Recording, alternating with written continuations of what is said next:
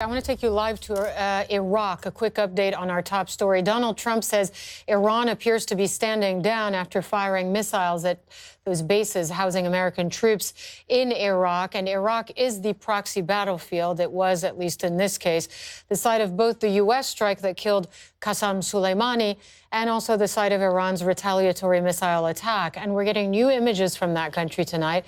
Take a look at these satellite images of the damage at al-Asad air base. Sam Kiley is in Baghdad. What are we learning from these new, this new satellite imagery, Sam? Well, I think two things, Hala, both the power and the accuracy of these, what would appear to be highly capable Iranian missiles fired over considerable range with considerable accuracy, if we accept, and it broadly is now accepted, that they were deliberately targeted so as to avoid any casualties and they were fired following tip-offs to the Iraqi government here in Baghdad that were passed on to the United States so that service personnel could get into hard cover and avoid being hit by these missiles. 17 fired into the al-Asad base, 15 detonated, no casualties, and 5 into US coalition targets in the northern Kurdish areas of Iraq. So what this does signal, though, from the Iranian perspective, is capability. Now, the reaction here in Baghdad has been one of official outrage from the president and the speaker in the parliament here, rejection,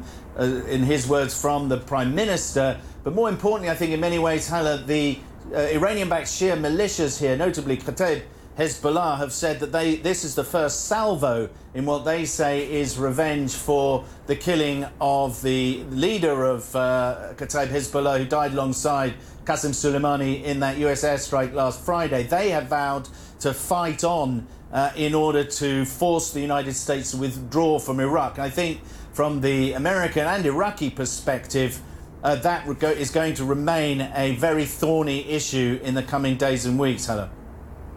Thank you, Sam Kiley in Baghdad. Well, senior Trump administration officials are briefing Senate lawmakers about Iran right now, all about the intelligence that was used to justify the strike against Qasem Soleimani. A short time ago, the entire House of Representatives was briefed on the situation. Democrats in the House are also seeking to restrain the president's military actions with a vote on war powers. Phil Mattingly is in Washington on Capitol Hill. I spoke to one congressperson who told me earlier in the hour he didn't hear anything that made him change his mind, a Democrat from New Jersey, saying we didn't really hear anything convincing that we felt justified this strike, that they thought the president was reckless. But the senators will be briefed behind closed doors, correct? That's exactly right. It will essentially be the same briefing by the same administration officials. And a lot of the people you saw standing behind the president during his Iran remarks earlier at the White House will also be now briefing senators. And this is something that both Democrats and Republicans have been calling for in the wake of the strike that targeted and killed Qasem Soleimani. And I think the big question, and you kind of hit on this with what you were talking about with the Democrat you spoke to earlier, is the idea of how imminent it was, right? It is the thing that nobody can really grasp yet to this point, and this includes House lawmakers, as you spoke to, who had the briefing already, is what is the evidence based on the intelligence, particularly intelligence from the CIA Director, Gina Haspel, who is briefed the House, will brief the Senate, that made clear that this was something that had to happen now. When you put it all in context, based on the Bush administration and the Obama administration deciding to pass on the opportunity to strike Qasem Soleimani, what was different at this point in time? And you talk to Democrats who had the briefing in the House, they said they hadn't seen anything that made them believe that this was something that had to happen now. Now, you talk to Republicans who were in the House briefing,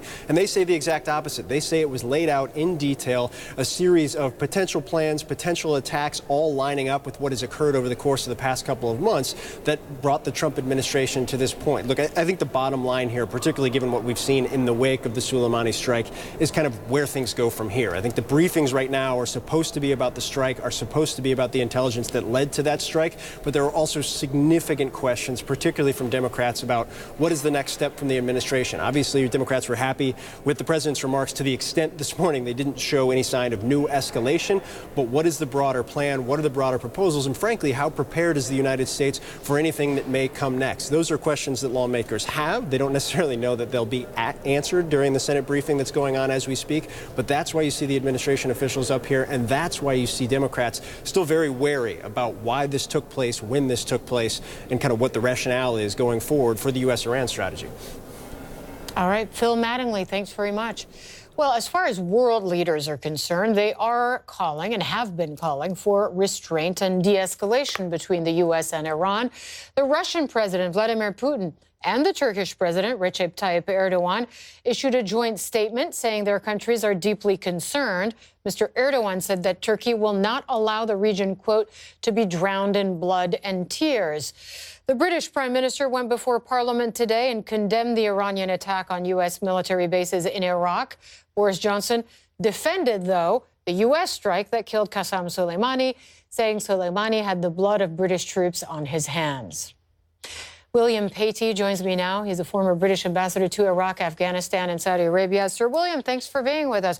First of all, your reaction to what Donald Trump said. The world was on tenterhooks waiting to see if he would announce a further escalation or if he would dial it back. He chose to dial it back. Yes, I think the Iranians were very careful in their attack. It was measured, it was forewarned. And I think Trump very quickly set the tone in his tweet that all is well. So I think both sides have been looked at the abyss and have drawn back from it. But the underlying problems remain. Of course, the strategic position has not changed. Indeed, it's moved in Iran's favour, I think. Could this set the stage for some sort of negotiation? Well, I don't think negotiation right away. I think there should be talks, because the only alternative to this is war. Sure. So there should be talks. I think before this, I was at a conference in the Middle East, and some Iranians suggested there might be a scope for reopening the nuclear deal and talking about Iranian role in Lebanon and Syria and Yemen. If that was on the table, you would have the basis for talks. But I don't think they represented the hardliners in Iran, and I think they're calling the shots now. But so what will it take to break this impasse? I don't know in the end. I mean, Iran certainly doesn't want to just sit there and wait for maximum pressure to play out. The American strategy is to create maximum pressure on the Iranians to come back to the negotiating table. So that is their aim, to get them back to the negotiating table. The Iranians do not want to come to the negotiating table under pressure, and they may well, through their proxies, and they've got Hezbollah in Lebanon and Syria and elsewhere, they've played a very destructive role in other parts of the Middle East. Through their proxies may set to raise the temperature once again without invoking a more substantial US strike. Right. Qasem Soleimani, his death, does it change anything operationally, do you think? I don't think so. I think the IRGC still has its network throughout the Middle East, particularly in Lebanon through Hezbollah. They have a very strong network in Syria where they've wreaked havoc. They still have all those contacts. Soleimani himself was quite a master tactician and was personally responsible for quite a lot of the mayhem in the Middle East. I mean, he was, in fact, a battlefield commander inside of Syria. I mean, this is someone who really took charge. Yes, and he not only was a battlefield commander, he was also a strategist and a politician. So he had good contacts with Assad. He was propping up the Assad regime. He has contacts with Hezbollah. So his loss will be a temporary setback, but the IRGC has tentacles everywhere and will replace him. Well, they've already replaced him with his deputy, Ismail Qani. So he may not have his skill and charisma to begin with, but Qasem Soleimani developed that over time. But the tragedy here is that all of this is once again destroying the lives of civilians. In this case, in Iraq, for instance, you have, of course, the disaster that is Syria.